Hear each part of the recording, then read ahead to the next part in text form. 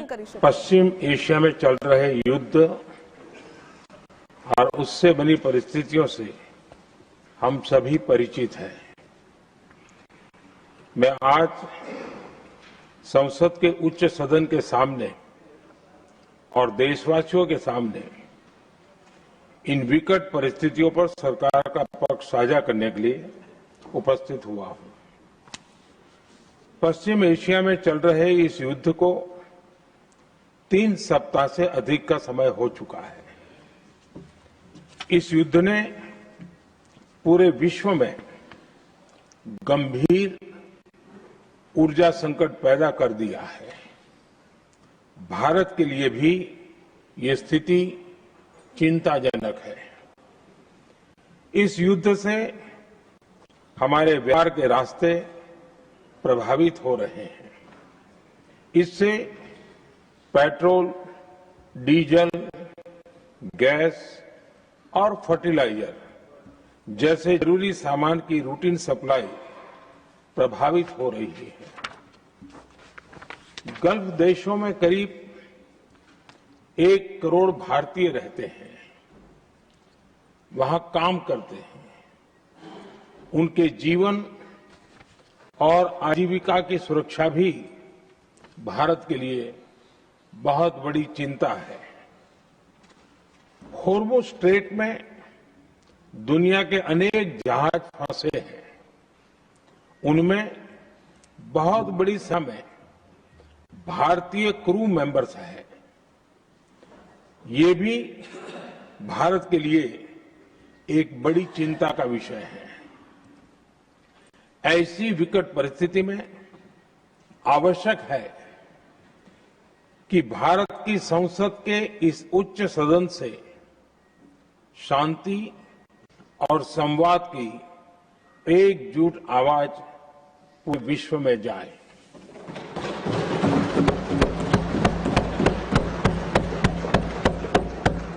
सभापति जी,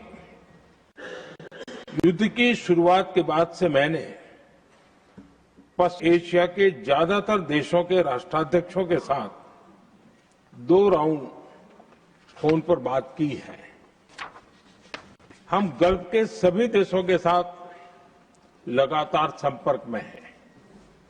हम Iran, Israel और अमेरिका के साथ भी संपर्क में हैं। हमारा लक्ष्य डायलॉग और डिप्लोमेसी के माध्यम से क्षेत्र में शांति की बहाली का है। हमने डी एस्केलेशन और हॉर्मुज स्ट्रेट खोले जाने पर भी उनसे बात की है। कमर्शियल जहाजों पर हमला और हॉर्मुज स्ट्रेट जैसे अंतर्राष्ट्रीय जलमार्ग में रुकावट अस्वीकार्य है।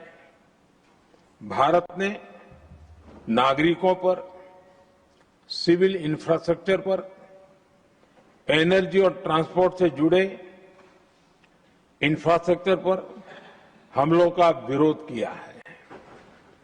भारत डिप्लोमेसी के जरिए युद्ध के इस माहौल में भी भारतीय जहाजों के सुरक्षित आवागमन के लिए सतत प्रयास कर रहा है।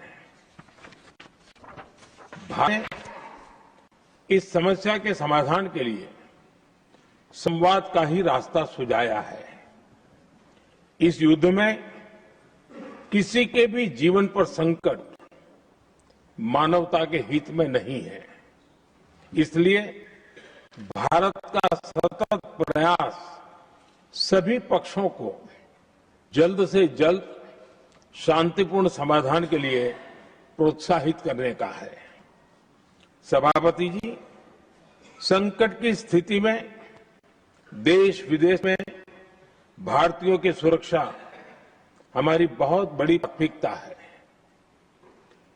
युद्ध शुरू होने के बाद से लेकर अब तक 3,75,000 से अधिक भारतीय सुरक्षित भारत लौट चुके हैं।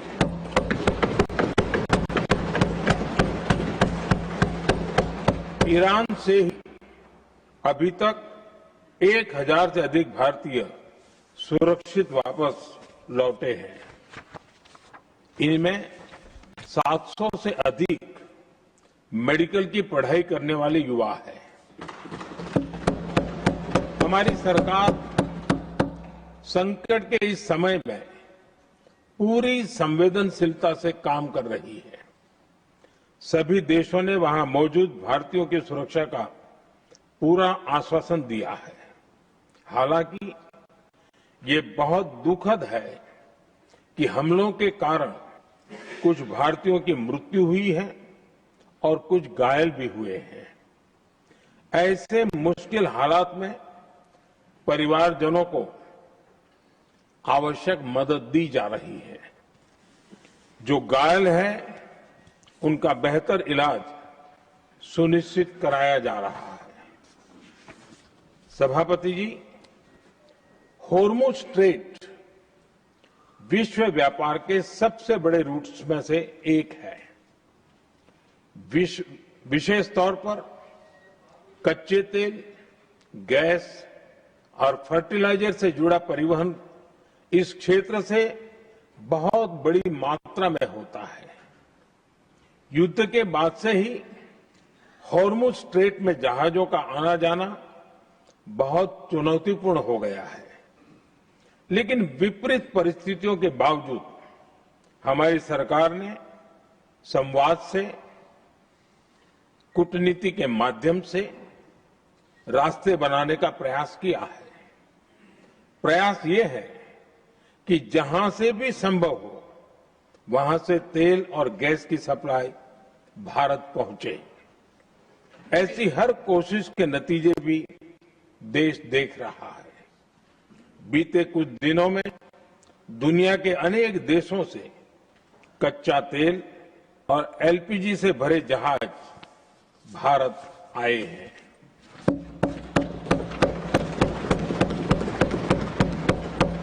इस दिशा में हमारे प्रयास आने वाले दिनों में भी जारी रहेंगे। सभापति जी, भारत का प्रयास है कि तेल हो, गैस हो, फर्टिलाइजर हो, ऐसे हर जरूरी सामान से जुड़े जहाज भारत तक सुरक्षित पहुंचे। लेकिन इस युद्ध से बनी वैश्विक परिस्थितियां अगर लंबे समय तक बनी रहती है तो गंभीर दुष्परिणाम तय है। इसलिए भारत ने अपनी रिजिलियंस बढ़ाने के लिए जो भी प्रयास बीते वर्षों में किए हैं, उनको और गति दे रहा है। सभापति जी, कोई भी संकट हो, वो हमारे हौसलों और हमारे प्रयास दोनों की परीक्षा लेता है। देश ऐसे संकटों का बेहतर तरीके से सामना कर सके, इसके लिए बीते 11 वर्षों में निरंतर निर्णय लिए गए हैं। एनर्जी इंपोर्ट का डाइवर्सिफिकेशन ऐसे ही प्रयासों का हिस्सा है। पहले क्रूड ऑयल, एलएनजी, एलपीजी ऐसी एनर्जी जरूरतों के लिए 27 देशों से इंपोर्ट किया जाता था। वहीं आज भारत 41 देशों से एनर्जी इंपोर्ट करता है। बीते दशक में भारत ने संकट के ऐसे ही समय के लिए कच्चे तेल के भंडारण को भी प्राथमिकता दी है। हमारी तेल कंपनियां संकट के समय के लिए काफी मात्रा में पेट्रोल और डीजल का भंडार रखती है। बीते 11 वर्षों में 53 लाख मीट्रिक टन से अधिक का स्ट्रेटेजिक पेट्रोलियम रिजर्व भी डेवलप किया गया है और 65 लाख मीट्रिक टन से अधिक के रिजर्व की व्यवस्था पर देश काम कर रहा है। साथ ही बीते दशक में भारत की रिफाइनिंग कैपेसिटी भी अच्छी खासी बढ़ाई गई है। मैं आपके माध्यम से सदन को और देश को ये आश्वासन देना चाहता हूं कि भारत के पास क्रूड ऑयल के पर्याप्त स्टोरेज के और निरंतर सप्लाई की व्यवस्थाएं हैं। सभापति जी, हमारी सरकार की कोशिश है कि ईंधन के किसी एक ही स्रोत पर ज्यादा निर्भरता न रहे। घरेलू गैस सप्लाई में एलपीजी के अलावा पीएनजी पर भी बल दे रही है। बीते दशक में देश में पीएनजी कनेक्शन पर अभूतपूर्व काम हुआ है। बीते दिनों में इस काम को और तेज किया गया है। साथ ही एलपीजी के घरेलू उत्पादन को भी बड़े पैमाने पर बढ़ाने का प्रयास किया जा रहा है। सभापति जी, बीते वर्षों में सरकार का निरंतर प्रयास रहा है कि हर सेक्टर में दूसरे देशों पर निर्भरता कम से कम हो, हम ज्यादा से ज्यादा आत्मनिर्भर हो, यही एकमात्र विकल्प है। जैसे भारत का 90% से अधिक ट्रेड विदेशी जहाजों पर होता है, ये स्थिति किसी भी वैश्विक संकट में भारत की स्थिति को और भी गंभीर बना देती है। इसलिए सरकार ने मेड इन इंडिया जहाज बनाने के लिए करीब 70,000 करोड़ रुपए का अभियान शुरू किया। भारत आज ship building, ship breaking, maintenance and overhauling ऐसी हर सुविधा के निर्माण पर तेज गति से काम कर रहा है। भारत अपने डिफेंस सेक्टर को भी अधिक रेजिलिएंट बना रहा है। बीते दशक में किए गए प्रयासों से भारत आज अपनी जरूरत के अधिकांश हथियार भारत में ही बना रहा है। एक समय था जब भारत अपने जीवन रक्षक दवाओं के कच्चे माल यानी एपीआई के लिए भी दूसरे देशों पर बहुत अधिक निर्भर था। बीते वर्षों में देश ने भारत में ही एपीआई इकोसिस्टम बनाने के लिए अनेक प्रयास किए हैं। इसी प्रकार रेयर अर्थ मिनरल्स में विदेशी निर्भरता को कम करने के लिए भी बड़े कदम उठाए जा रहे हैं।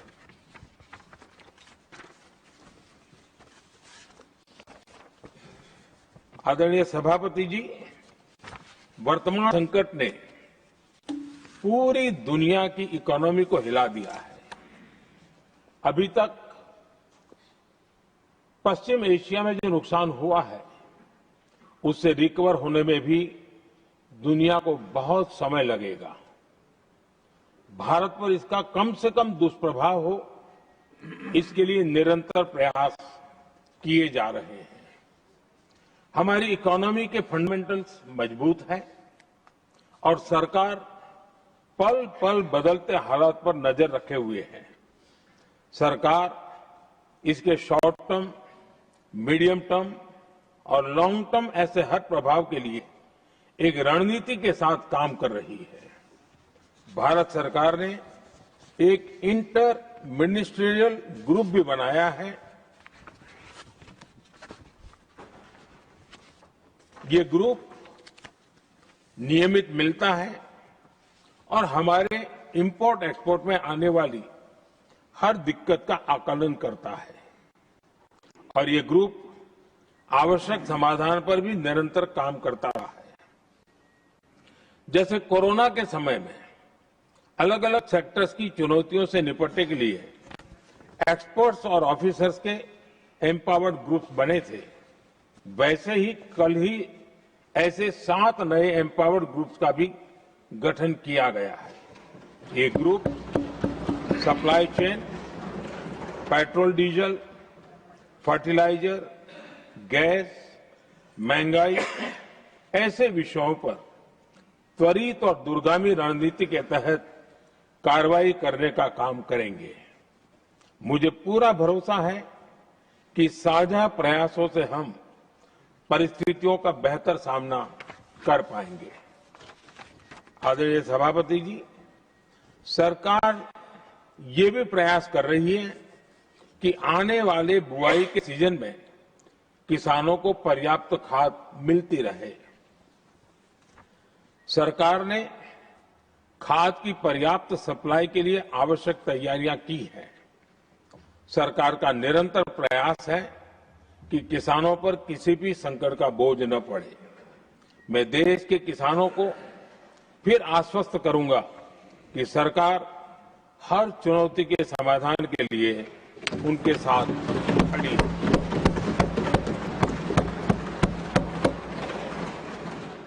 आदरणीय सभापति जी, ये राज्यों का सदन है। आने वाले समय में ये संकट हमारे देश की बड़ी परीक्षा लेने वाला है और इस परीक्षा में सफलता के लिए राज्यों का सहयोग बहुत आवश्यक है। इसलिए इस सदन के माध्यम से मैं देश के सभी राज्यों की सरकारों से भी कुछ आग्रह करना चाहता हूं। संकट के समय गरीबों पर, श्रमिकों पर, प्रवासी साथियों पर बहुत बुरा असर पड़ता है। इसलिए पीएम गरीब कल्याण अन्न योजना का लाभ समय पर मिलता रहे, ये सुनिश्चित करना होगा। जहां प्रवासी श्रमिक साथी काम करते हैं, उनकी परेशानियों को दूर करने के लिए प्रोएक्टिव कदम उठाए जाएं। ऐसी स्थितियों पर नजर रखने के लिए राज्य सरकारें विशेष व्यवस्थाएं, तो इससे काफी सुविधा होगी। राज्य सरकारों को एक और चुनौती पर भी बहुत अधिक ध्यान देना होगा। ऐसे समय में कालाबाजारी करने वाले, जमाखोरी करने वाले बहुत एक्टिव हो जाते हैं। जहां से भी ऐसी शिकायतें आती हैं, वहां त्वरित कार्रवाई होनी चाहिए। जरूरी चीजों की सप्लाई निर्बाध चलती रहे, ये सुनिश्चित करना हर राज्य की प्राथमिकता होनी चाहिए।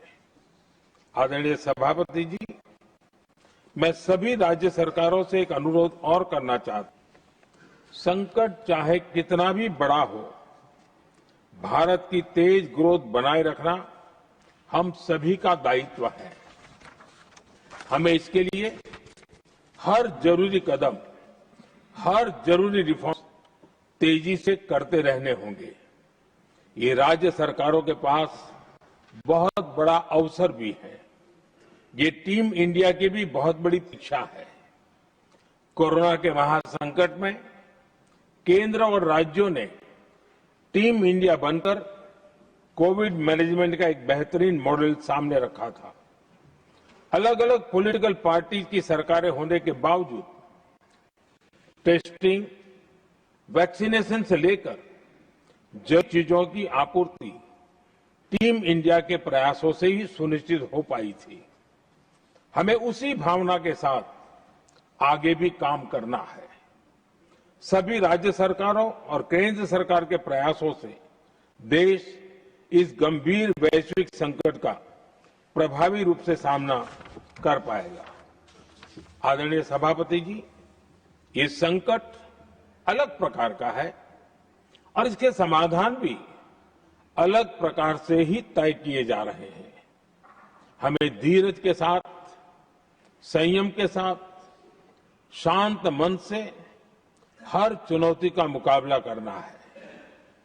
आदरणीय सभापति जी, जैसा कि हम देख रहे हैं कि इस युद्ध को लेकर पल पल में हालात बदल रहे हैं, इसलिए मैं देशवासियों से भी कहूंगा कि हर चुनौती के लिए तैयार रहना ही होगा।